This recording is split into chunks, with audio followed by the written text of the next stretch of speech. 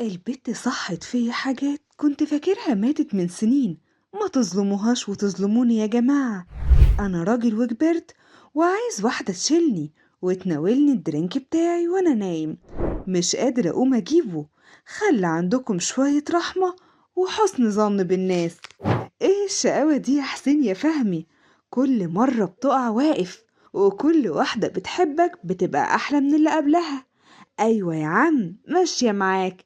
ده في ناس أصغر منك ومش لاقيين معزة تبصلهم. بس فعلا ألف مبروك. وحاول تعملها زي أبوها اللي هو من دورك بالمناسبة.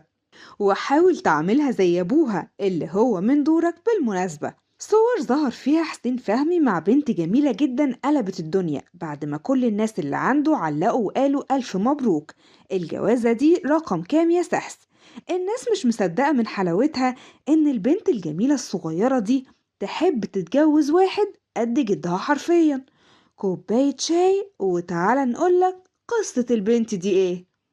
اسمها مريم علاء اسكندرانية، بنت بحري من اللي بيقولوا أحيه، وبتشتغل موديل وعندها 25 سنة.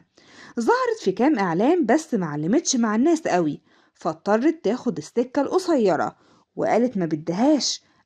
أنا الكروان مشاكل ما يبقاش مشهور أكتر مني وطالع من صفيحة زبالة.